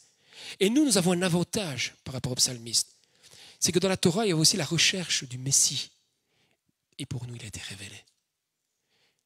Donc méditer la loi de l'Éternel, c'est méditer la parole de Dieu au travers de son Fils Jésus-Christ. J'ai été étonné, ce matin je ne l'ai pas partagé, mais j'ai été étonné de poser des questions, d'abord à moi-même, je l'ai fait à un moment donné, poser des questions aux gens, et quand je leur posais des questions sur des doctrines bibliques, des doctrines des églises, les gens savaient me répondre. Et quand je voulais demander quel était l'enseignement de Jésus-Christ, donc son enseignement personnel, les gens avaient difficile de répondre. Ce n'est pas une faute, mais je pense qu'il faut faire attention, il faut pouvoir recentrer l'important. La loi de l'Éternel, la parole de Dieu, se découvre, bien sûr dans toute sa parole, mais au travers de Jésus-Christ, qui est la parole incarnée. La parole incarnée, la représentation et la manière dont la parole doit nous éveiller, elle a été mise au travers de Jésus-Christ. Et ce matin, c'est encore un encouragement pour nous. Renoncer et choisir nos environnements, méditer la parole de Dieu en son Fils Jésus-Christ. Et un troisième point fondamental aussi, qui est une troisième chose que se confier dans le Fils. Quand vous lisez le psaume, et je disais, on a un avantage sur le psalmiste parce que quand il parle du Fils, pour eux, c'était le Messie, le grand Messie. Ils savaient et on recherchait. Et si on veut même aller plus loin dans ce psaume, et je vous donne une petite clé, qui est celui dont on parle dans le psaume 1 et 2? Qui est celui ou qui tout réussit? Quel est celui qui arrive à fond, à marcher parfaitement dans tout ce qui est indiqué? Vous ferez le parallèle avec Christ et vous verrez que le but aussi des psaumes, c'est bien sûr parler de nos émotions, de nos sentiments envers Dieu, mais c'est aussi la recherche du Messie au travers de l'histoire. Et donc ce psaume nous rappelle que la sagesse biblique, c'est marcher selon le chemin de Jésus-Christ, selon son enseignement, selon sa parole. Mais pour ça, il faut pouvoir renoncer à certaines choses. Il faut pouvoir la méditer pour se séparer. Dieu est un Dieu de séparation. La création a été créée en séparant les choses. On vit avec, mais on se sépare en même temps. La lumière et les ténèbres. Séparer les eaux. Vous comprenez? Spirituellement, il y a quelque chose de fondamental. Demandez à Dieu de pouvoir méditer sa parole. De quoi dois-je me séparer pour continuer à marcher sur ta voie? Non pas pour éjecter les autres, ça n'a rien à voir. Je parle spirituellement. Qu'est-ce qui dans les pensées, qu'est-ce qui dans ce qui me nourrit mentalement, spirituellement, moralement, m'écarte et m'éloigne de la pensée de Dieu? Jésus dira à un moment donné que la vie éternelle, c'est qu'ils te connaissent toi au Père. Il priait pour ses disciples à ce moment-là. La vie éternelle, le salut, le bonheur, c'est qu'ils connaissent toi et qu'ils te connaissent toi au Père. Et s'ils te connaissent, alors ils auront le bonheur. Ils seront bénis parce qu'ils auront cette vie éternelle. Ce bonheur absolu que nous cherchons tous mais que nous ne connaissons pas. Que tous les philosophes se sont posés la question, qu'est-ce que le bonheur? Qu'est-ce que la vie bonne? Tous les philosophes, en tout cas de l'histoire de la philosophie, on voit bien que c'est une question fondamentale. Mais la parole de Dieu nous donne réponse à cela. Et à un moment donné, alors quelqu'un dira, est avec Jésus, mais alors, montre-nous le Père. Je vous dis tout à l'heure.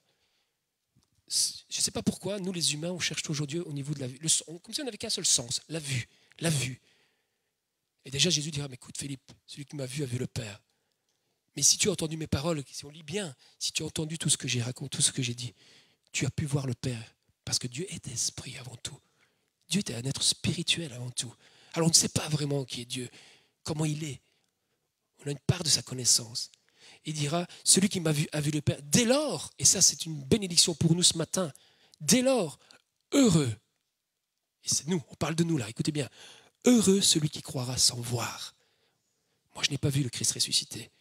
Je n'ai pas vu tout ce qu'ils ont vécu. Mais j'ai une réalité, une révélation dans mon cœur. J'ai une révélation dans ma vie, comme chacun d'entre nous. Heureux, dès lors, celui qui croira sans voir, qui mettra sa foi en celui qui a été révélé. Maxime, tu dis tout à l'heure, une fois de plus, tu as eu quelque part la révélation de Dieu. À sa manière pour toi. Chacun de nous, nous avons vécu, mais heureux nous sommes. Alors, la question d'être du bonheur n'est pas la question finalement toujours de ce qu'on ressent, mais quelque chose qu'on peut chercher de manière éphémère et dans les émotions. Mais c'est un sentiment durable parce qu'il y a une bénédiction sûre et certaine. Nous sommes bénis parce que nous continuons à marcher selon la voie. 3 points. Renoncer, méditer et se confier. Et Paul dira à Timothée, garde le bon dépôt par le Saint-Esprit qui habite en nous.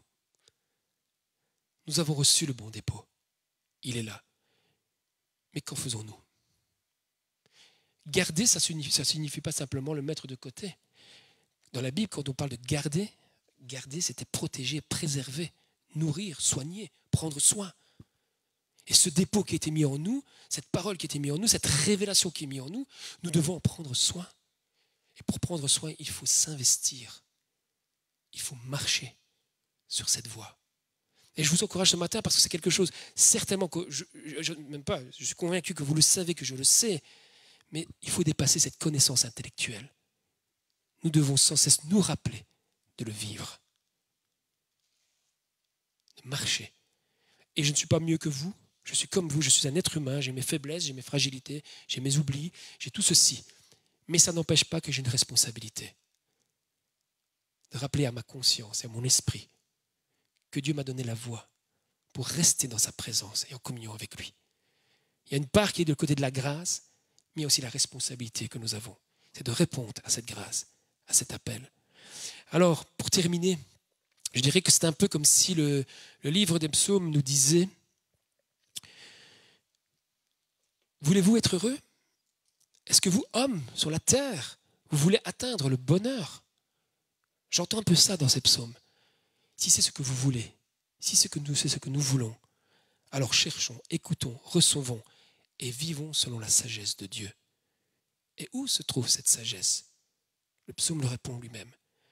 Psaume 1, verset 3, dans la loi de l'Éternel, dans la parole de Dieu, en Christ qui est la parole incarnée, qui est la révélation de cette parole, qui est l'enseignement de cette parole, qui est la manière dont il faut pratiquer et interpréter la parole de Dieu. Et au psaume 2, verset 9, et dans le Fils, qui est le Messie, le Messia. Jean confirme, je l'ai dit tout à l'heure en disant que la parole de Dieu incarnée qui s'est faite chair est Jésus-Christ. Voilà le chemin du bonheur, voilà le chemin que nous avons emprunté. Mais si nous voulons rester sur ce chemin, il est fondamental de prendre conscience que nous avons une responsabilité et que cette responsabilité, c'est aussi notre part. Dieu ne nous a pas créés comme des pantins. Bien souvent, moi quand j'étais petit, j'avais toujours l'impression, quand on parlait de l'Esprit de Dieu, j'ai toujours cette image, j'avais toujours l'impression que Dieu allait mettre quelque chose dans ma tête, un peu comme un disque dur aujourd'hui, et puis que j'allais vivre selon le disque dur, et voilà, et que j'avais plus rien à faire. Non. Le Saint-Esprit éveille notre conscience. Tout ce que Dieu fait est dans notre conscience, puisque Dieu nous laisse libres. Mais il nous fait la promesse par le Saint-Esprit que si on le cherche, il nous parle, et que si on l'entend, notre responsabilité, c'est d'y répondre. Et je suis convaincu que la voie du bonheur passe aussi par ces 3 points fondamentaux. Entendre ce qu'il faut renoncer, entendre ce que la parole veut nous dire, la parole de Dieu veut nous dire, et le 3e point, se confier totalement dans le Fils de Dieu. Alors je termine en disant et en lisant, nous traversons les mêmes turbulences que tous ceux avec qui nous vivons dans ce monde naturel. Les turbulences naturelles, nous les traversons aussi. Ce n'est pas parce que nous sommes chrétiens que nous sommes épargnés. C'est certain.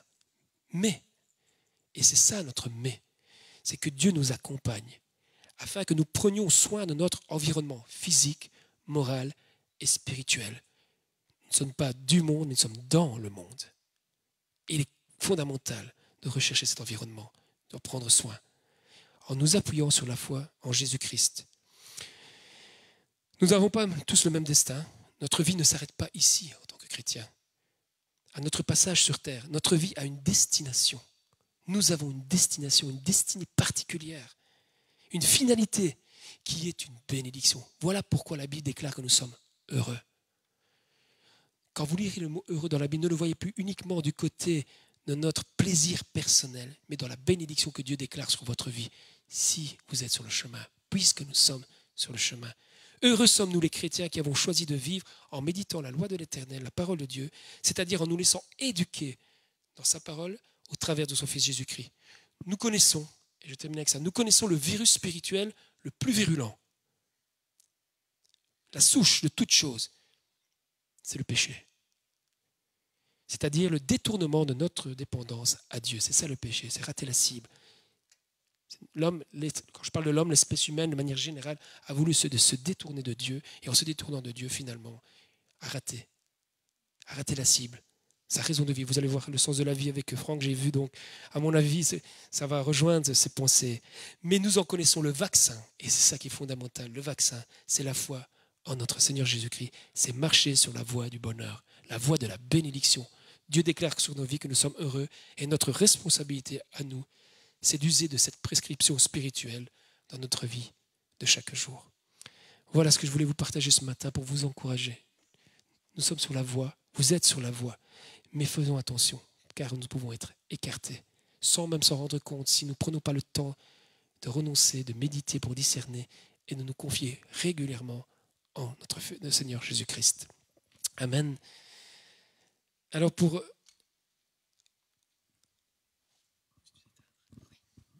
Je passe d'un micro à l'autre.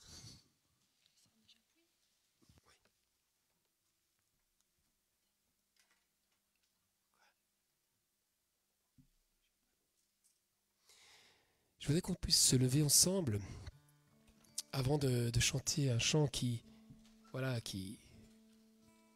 poursuit un peu ce que nous avons partagé, qui est le chant Garde courage. Mais je voudrais qu'on prenne un temps pour prier pour celui qui a le désir ce matin de réclamer à Dieu, de lui donner cette force de marcher sur ce chemin. Père éternel, nous te rendons grâce parce que ta parole est merveilleuse. Parce que ta parole n'est pas la recherche d'une connaissance de savoir, mais de connaître la révélation de ton amour et de ta grâce. La révélation du sens, du pourquoi nous sommes ici sur terre. La révélation de notre destinée. La révélation du chemin que tu nous proposes. Père, maintenant tu vois les cœurs, tu entends les pensées, tu entends ceux qui réclament, qui ont besoin de force pour renoncer à certaines choses. Parfois on le sait, parfois nous savons ce qui nous tient, nous savons ce qui nous lie, mais nous avons besoin de ta force, nous avons besoin de ton Esprit Saint, nous avons besoin que Jésus-Christ, par ta puissance et par ton Esprit, tu nous aides à nous libérer de ces chaînes, de couper ces liens. Père, je prie ce matin pour ces personnes qui réclament en ce moment de les aider à renoncer à ce qui les lie, ce qui les empêche de continuer de marcher sur la voie que tu as destinée pour eux. Seigneur, je te prie aussi pour tous ceux, et je fais partie, encore une fois ce matin, je renouvelle cette prière. Enseigne-moi. Enseigne-moi. Pas besoin, Seigneur, que les hommes m'enseignent uniquement leur savoir et leurs connaissances qui sont importantes, certes, pour nos vies. Mais ce qui est plus important, c'est que tu m'enseignes ton cœur. Tu enseignes le cœur de ta volonté, le cœur de ton désir, et que tu me donnes cette force de marcher selon ce cœur, selon cette direction, selon ce que tu me révèles pour ma vie, mais aussi pour la vie de mes frères et sœurs, pour la vie de tous les êtres humains, du prochain que je peux croiser. Père, et je voudrais te dire merci. Avec tous mes frères et sœurs qui ont envie de te dire merci, que nous puissions nous confier entièrement, nous abandonner même à ton Fils Jésus-Christ. Merci parce que tu nous as accordé le Saint-Esprit. Mais nous savons que nous avons besoin aussi d'être conscients de notre responsabilité, d'être conscients aussi qu'il ne suffit pas de dire oui, mais qu'il faut aussi prendre à cœur notre responsabilité de vouloir avancer avec toi, car tu nous as créés libres et nous restons libres, Seigneur. Père, merci aussi parce que je sais que tu ne regardes pas et que tu n'es pas un Dieu qui cherche tout ce qui ne va pas dans nos vies. Comme disait ce chant tout à l'heure, nous connaissons aussi nos faiblesses et tu connais les faiblesses humaines. Mais tu connais aussi les cœurs qui te cherchent réellement. Et c'est ça que tu veux. Et c'est ça que nous voulons te donner ce matin. Un cœur. Un cœur qui te cherche vraiment. Un cœur qui se donne à toi. Un cœur qui répond à la conviction, à la certitude de l'appel. Qui nous invite à te suivre et t'accepter. Et de marcher selon ta parole. Dans le nom de Jésus-Christ. Amen. Oui, et l'état d'égarement, l'état dans lequel nous nous situons parfois n'est pas grave. C'est grave, mais ce n'est pas grave, ce n'est pas une finalité. Le fait que l'on peut voir la réalité de notre état n'est pas une finalité. Si du moins la décision est prise de renoncer, de changer de cap et par la grâce de Dieu, par le soutien autour de nous, de changer de voie. L'état dans lequel nous nous situons n'est pas une finalité, si la décision est prise de changer.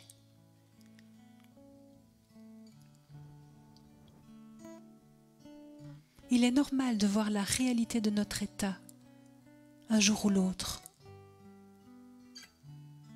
Mais Jésus-Christ ne s'attarde pas à ton état actuel.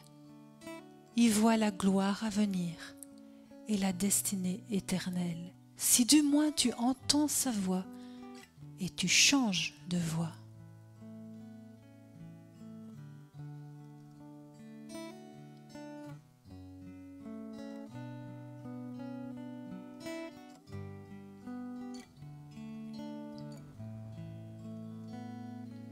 Garde courage,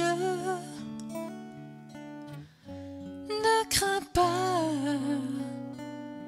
un chemin est déjà frayé pour toi.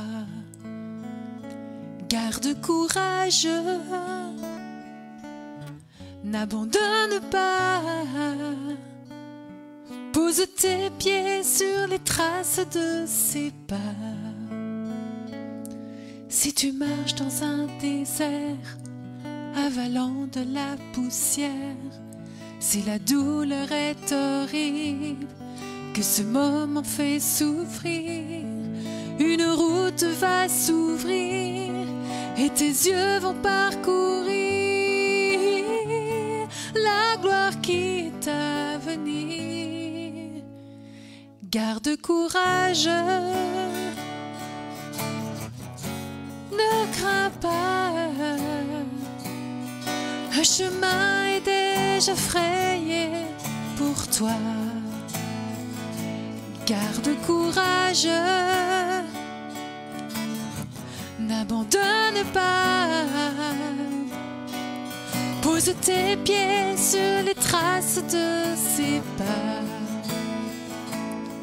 Délivré de la souffrance, racheté dans nos absences, nous retournerons ensemble, habiter dans sa présence, et nous crierons de joie le triomphe du combat,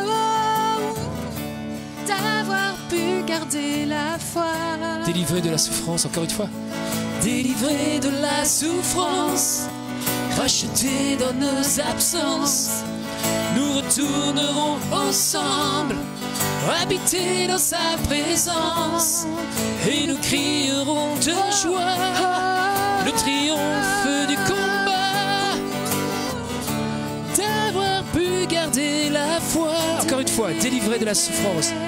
Délivré de la souffrance, racheté dans nos absences, nous retournerons ensemble, habiter dans sa présence, et nous crierons de joie le triomphe du combat, d'avoir pu garder la foi.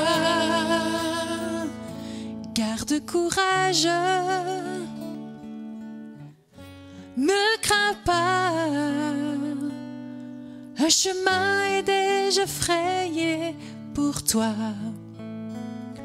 Garde courage, n'abandonne pas, pose tes pieds sur les traces de ses pas. Garde courage. Il y a des choix et des décisions qui demandent du courage, frères et sœurs. Mais sachez que vous n'êtes pas seuls. L'Esprit de Dieu qui a été envoyé sur la terre vous a été donné si vous le recevez par la foi. C'est-à-dire qu'il vous accompagne, il vous le guide, il vous fortifie pour continuer la marche avec Dieu. Et s'il y a des luttes, des combats, des obstacles, sachez que vous n'êtes pas seuls, même si dans votre entourage vous êtes seuls, même si vous avez de l'opposition. Face à ces choix, vous ne serez jamais seuls.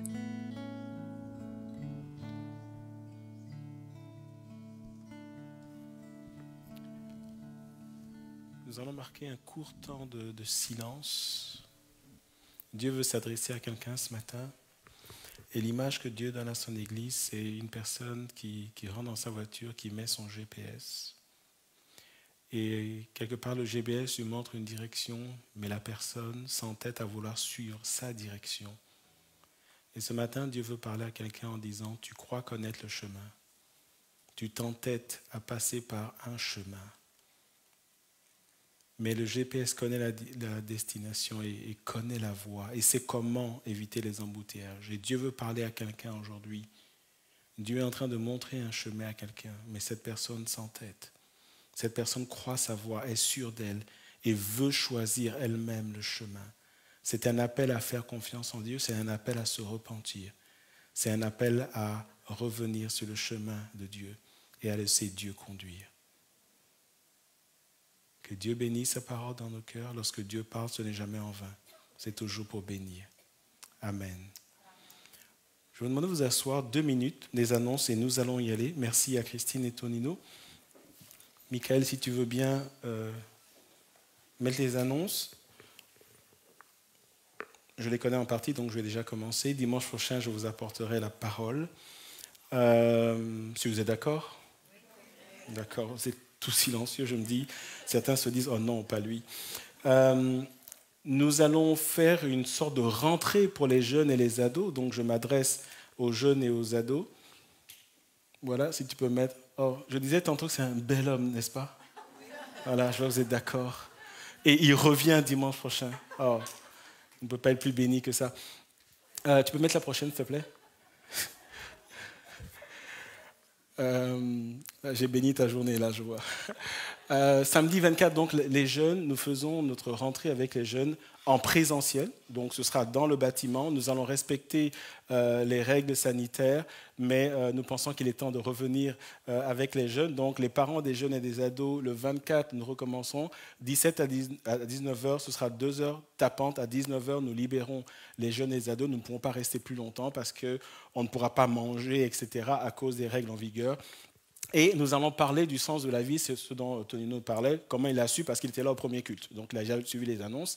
Le sens de la vie, c'est pourquoi je suis né, pourquoi je suis sur Terre. Est-ce que ma vie se résume à aller à l'école, il faut, après l'école, peut-être l'UNIF ou un métier, il faut que je trouve un travail, il faut que est-ce que ça serait dû à fonder un foyer, à avoir des enfants, à vieillir et à mourir ? Pourquoi je suis sur Terre, pourquoi Dieu m'a créé, nous allons en parler avec les jeunes. Ça va s'étaler sur plusieurs réunions, mais 24 octobre, donc nous recommençons nos réunions jeunes et ados. Le 30 octobre, à la fin de ce mois, nous voulons inviter tous les parents ayant des enfants à l'église junior, donc tout ce qui est moins de 12 ans. Donc 11 ans, 9 mois et je ne sais pas combien de jours, 365 jours. Nous voulons vraiment voir les parents. Je serai également dans cette réunion avec les enseignants de l'église junior. Nous voulons partager avec les parents ce que nous faisons à l'église junior. Nous avons mis de nouvelles choses en place et nous voulons vraiment communiquer par rapport à cela. Si possible, venez les 2 parents. D'accord, nous allons mettre une structure pour nous occuper de vos enfants pendant ce temps de réunion, le 30 octobre de 19h à 20h30. Je serai avec les enseignants et les dimanche, donc vous partager des choses. Nous avons aussi besoin de vous pour travailler dans ce ministère qui est ô combien important dans l'Église. Donc s'il vous plaît, notez cette date-là, cette heure également, et si vous pouvez venir à 2, ce serait bien. Il y aura aussi un temps d'échange, mais nous avons des choses importantes à partir de vous. Nous sommes en train de remettre certaines choses en place, et c'est tellement important que vous soyez là. Dernière annonce, je crois. Oui, voilà. Tantôt, je disais quel beau couple. Vous avez vu comment elle est sur lui, et lui, il est fort, il est costaud, voilà. Donc, Christine et Tonino qui sont là. Alors, pourquoi cette annonce ? Parce que... d'habitude, ils viennent avec les livres qu'il a écrits. Je ne sais pas si Christine écrit, c'est surtout... Oui, tous les 2 écrivent des livres. Ils ont produit également des CD. Ils sont dans un ministère de louange et d'adoration et aussi de prédication. Et comme à cause du Covid, on ne peut pas mettre une table où ils peuvent présenter ces choses pour que nous puissions en bénéficier, si vous souhaitez avoir des CD, des livres, vous avez leurs coordonnées, numéro de téléphone, mail, page Facebook, site web. Si vous ne mémorisez pas ça maintenant, venez vers nous, on vous donnera leurs contacts. Vous voyez ici le mot soutien, soutien dans la prière. Ils vont aussi d'église en église pour bénir, un peu comme ils l'ont fait aujourd'hui. Ils font des concerts aussi, mais également soutien financier. Et l'argent n'est pas quelque chose de tabou dans le royaume de Dieu. Au contraire, c'est l'argent qui bénit, qui permet aussi au royaume de Dieu d'avancer. Donc, merci vraiment de les soutenir si Dieu vous les met à cœur, et si vous les contactez, voilà le contact, ou venez vers nous. Il faut savoir aussi qu'ils sont parents de, ce n'est plus des ados, c'est des jeunes de 17-21 ans, un garçon et une fille. Ils ont une profession, ils travaillent, ils ont une occupation professionnelle, et en plus de cela, ils se sont donnés au Seigneur. Donc c'est important de prier pour des personnes comme ceux qui se lèvent pour porter haut le flambeau d'évangile. Et pour terminer, nous allons nous lever, nous allons juste les bénir. Et nous allons arrêter ce culte. Nous allons juste vraiment prier pour eux, prier pour Christine, Tonino, leur travail, leur ministère.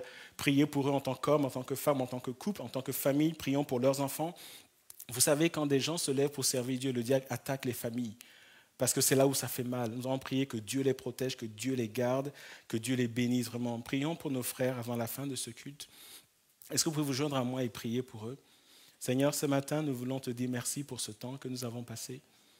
Seigneur, tu nous as enseigné à renoncer, à méditer, à nous confier en toi, à Jésus-Christ, qui est la parole révélée.